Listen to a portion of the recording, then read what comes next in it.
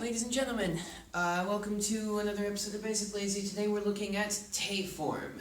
This is one of the building blocks of Japanese as a whole.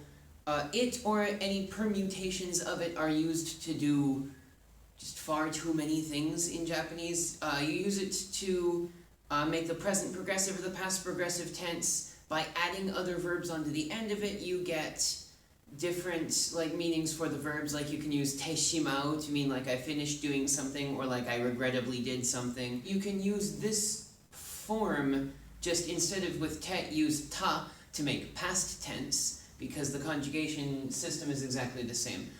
There's just a lot of stuff that you need to have a clear understanding of how to conjugate into te form to do, so let's take a look at it. Technically, this is taught quite a bit later in many textbooks, because of its just being chock full of little tiny rules and things that you have to remember in order to get everything right on it. But because it is such a building block, we're going to teach it now.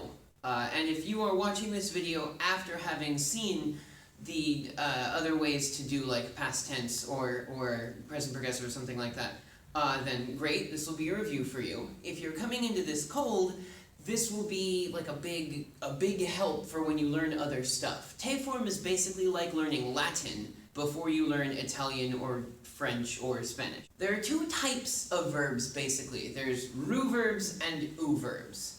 So you've got your nu verbs and your u verbs, and they're quite different, though they look kind of similar sometimes. The ru verbs are the easiest to conjugate because their rules are the simplest, but they are also kind of difficult to figure out whether they are a real ru verb or whether they're actually an u verb masquerading as a ru verb. The way that you tell these things is as follows. You look at the last couple syllables of the word. If a verb ends in er, like if we were writing it in Romaji, if it ends in eru or iru, eru or iru, and this would be for like beru or teru or any of the consonant plus over here as well, not just the vowel sound, then there's a chance that it might be a real ru verb. You can simply rote memorize which ones are and which ones aren't.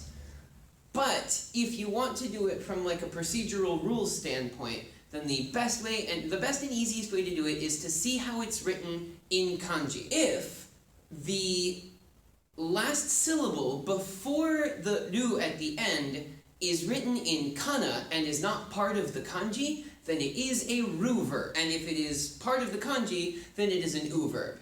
So here's some examples. So we've got this one, right? Hairu, to go into.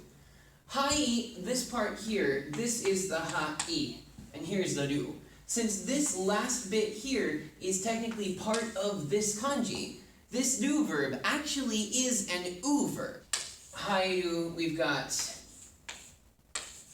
kiru, kairu, the e is part of over here. Anything that's written in the kanji and doesn't have the thing here, the thing that has that e sound in it, it is a ru verb. But if it's written out and you can actually see that last kana, then it's a ru verb. So this would be something like kaeru. You can see that there's the e right here. It's not part of the kanji. So this technically is a real ru verb. Abiru. I think I did this one right. I'm really crap at kanji since I haven't had to use it in quite a long time. But then you've also got taberu, which is like this. Taberu. With these ones, you can see that this one right before the ru at the end is outside of this kanji. So that's what makes it an actual ru verb and not an u verb. So how do we conjugate a ru verb? It's super simple. If you've got the word, simply take off the ru at the end and put a te. Super easy, super simple. You had your abiru from a bit ago. Abiru, just becomes abite. Kaeru becomes kaete. Kaeru, so you got the ru, so it just becomes te. Easiest conjugations. Easy to do, easy to remember how to do it, so long as you can figure out whether it's a real ru verb or if it's a fake, masquerading, backsliding, backstabbing u verb. Let's talk about those u verbs though. So u verbs have a lot of different shapes, right? Here's all the endings that it could possibly be. You've got ku, gu, u, tsu, du for the fake ones, mu, nu, bu, and su. Bu is kind of wonky. Anyway, when I was in Japanese class, I was taught this little song that makes working with te form with the u verbs way easier. And it's to the tune of Clementine. You know the one. In a cavern, in a canyon, excavating for a mine, lived a miner, 49er, and his daughter, Clementine. It'll go like this. Ku becomes ite. Gu becomes ide. Utsu and ru all are just te. Mu, nu, and bu become nde. And su becomes shite. And if you read it out, it's ku is ite, gu is ide, utsuru are all te. Mu, nu, bu are all just nde, leaving su, which is shite. Surely you can put it together. Ku is ite, gu is ide, utsuru are all te. Mu, nu, bu are all just nde, leaving su, it is shite. Easy, right? And it's a ridiculous thing that if you pound it into your head, it's a good mnemonic for it, because whenever you're thinking about it, you're like, oh my god, this is super embarrassing that I have to sing this little song. But the idea that it's so embarrassing makes it so that you remember it and can do it internally way faster. So I'll sing it for you one more time. Ku is ite, gu is ide, utsuru are all te. Mu, nu, bu are all just nde, leaving su, it is shite. So let's look at these all together. I don't remember the kanji for tataku, but it's like to hit tataku. Since it's ku, it becomes ite, so tataku would then go to tata ite.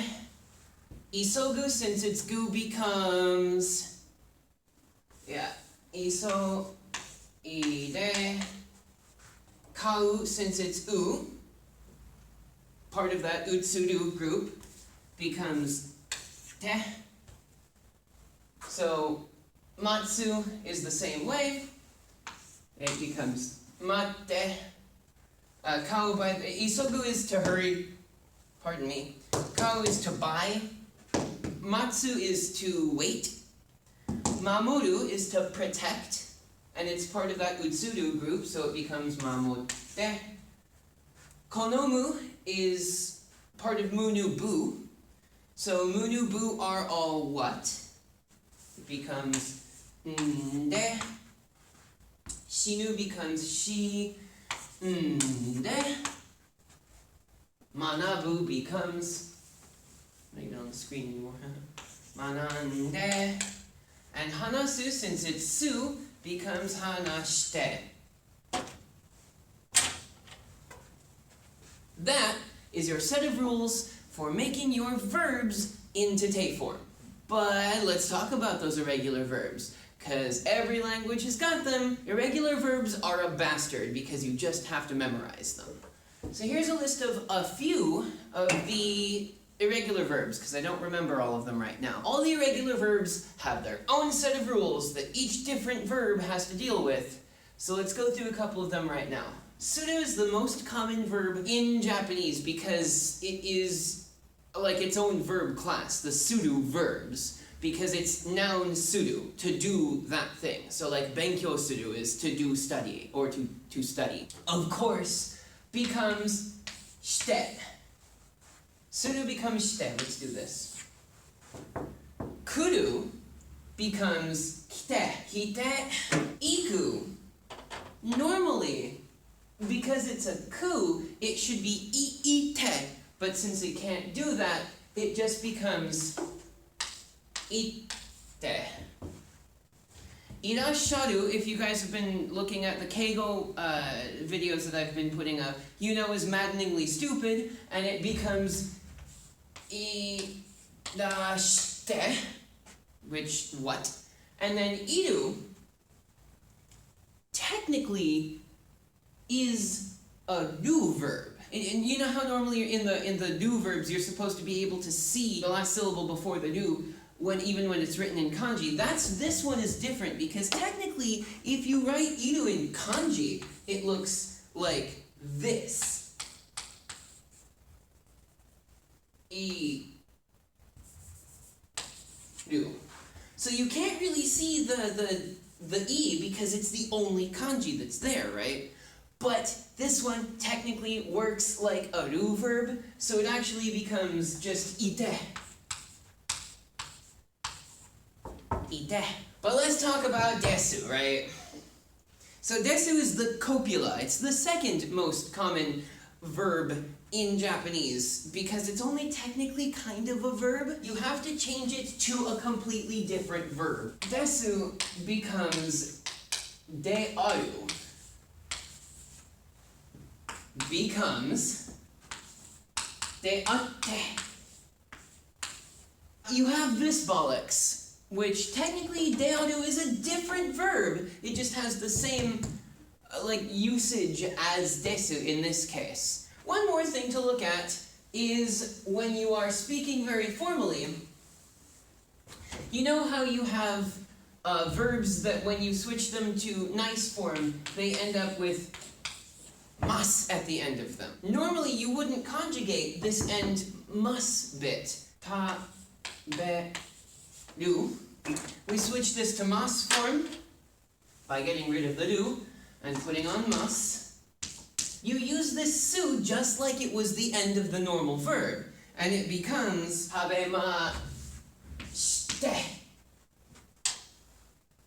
It's bollocks, right? So if you absolutely must conjugate something that you have already conjugated into mas form, use the su at the end and it becomes an u verb, which you do with shite. I hope that this gives you a little bit of a view about how to use tef, or how to make tef form. We'll talk about how to use it in each of the other videos where those things happen. But this, just remember it as a set of formulas. It's your basic steps in the dance that is Japanese. I'll be linking videos back to this one that use te form, so things like past tense and conjunctive tense and all the other ones that are good for it. So you'll probably end up seeing a link to this video quite often. Thank you for watching my te form video.